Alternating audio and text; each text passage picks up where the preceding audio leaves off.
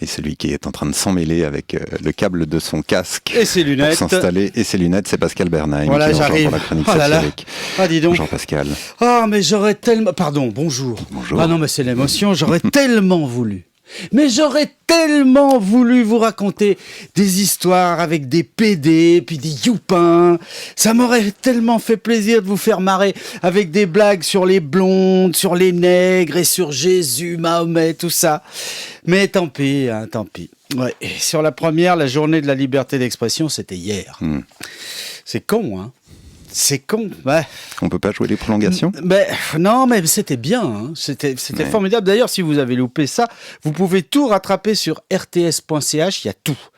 Par exemple, vous pouvez écouter la romancière Nancy Houston, qui n'aime pas Charlie Hebdo, et qui du coup se met en peine de nous apprendre qu'elle ne sait pas faire la différence entre caricature et dégradation.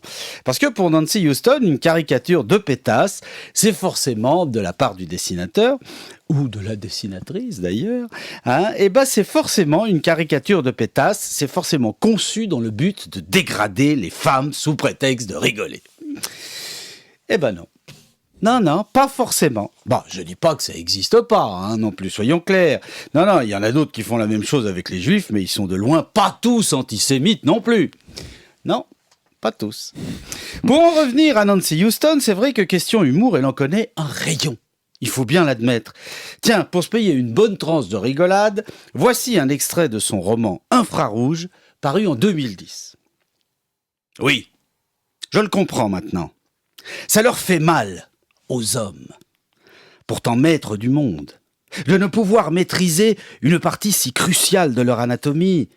Ça les énerve qu'elles puissent se mettre au garde à vous alors qu'ils ne lui ont rien demandé, ou refuser d'esquisser le moindre mouvement quand ils en ont le plus urgemment besoin. D'où leur tendance à se cramponner aux choses qui demeurent rigides de façon fiable. Fusil mitrailleur, médaille, attaché-case, honneur, doctrine. Fin de citation. C'est assez drôle en fait. Hein ? Oui. Mais c'est insupportable.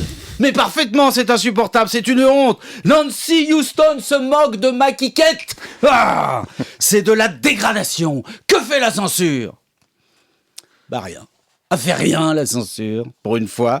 Et heureusement, parce qu'elle aurait tort, comme d'habitude. Alors, de grâce, Nancy, ne mélangeons pas tout. Car m'est avis que le respect de la liberté d'expression, ça commence justement par faire attention à ne pas tout mélanger. Genre amalgame, si vous voyez ce que je veux dire. Bon, je vous donne mon avis là comme ça, mais cela dit, la vie du rigolo, on s'en tamponne, hein, la moindre. Même si, bien sûr, l'humour et la satire, c'est important dans la liberté d'expression, oui. Oui, mais ce n'est que la pointe de l'iceberg, comme me disait un ami juif. Parce que l'humour et la satire, ce sont elles qu'on voit le mieux ces temps avec toute la pub que leur fait Al-Qaïda, quand même. Comme le Saoudien Raif Badawi qui s'est pris 10 ans de prison et 1000 coups de fouet pour avoir précisément défendu la liberté d'expression sur Internet dans son propre pays. Avec la campagne de presse que lui offre Amnesty International, lui aussi, Raif Badawi, lui aussi, n'est qu'une pointe de l'iceberg. Oui, le même. Les icebergs, c'est une grande famille, avec beaucoup les pointes. Et ces pointes qui nous font mesurer la masse qu'on ne voit pas. La masse qui ne dit rien. La masse pour laquelle la liberté d'expression n'est qu'un rêve et qui se tait pour pas qu'elle devienne un cauchemar.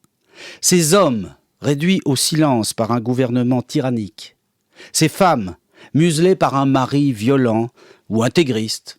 Ou les deux, c'est encore mieux. Jamais. Il ne faudra jamais se taire. Parler pour dire ce qu'on pense, toujours, avec bon sens et respect, à voix haute. D'abord, parce que la parole est d'argent. Bah oui, iceberg, c'est mon cousin.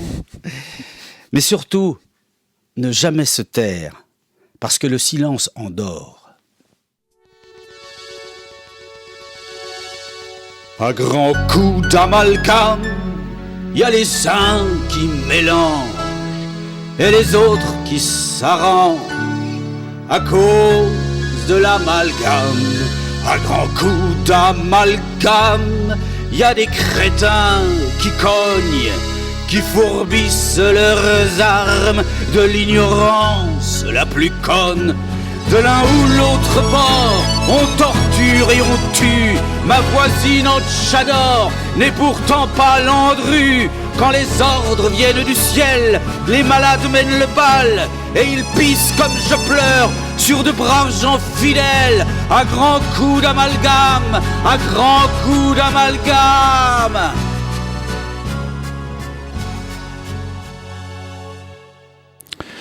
Et avec tellement de conviction en plus. Hein, ah bah, disons, il y a des trucs quand il faut les défendre, on va pas faire ça à clair. moitié, hein, vous êtes d'accord? C'est vrai, du coup je vous suggère d'aller mettre un œil sur la vidéo que vous venez d'enregistrer.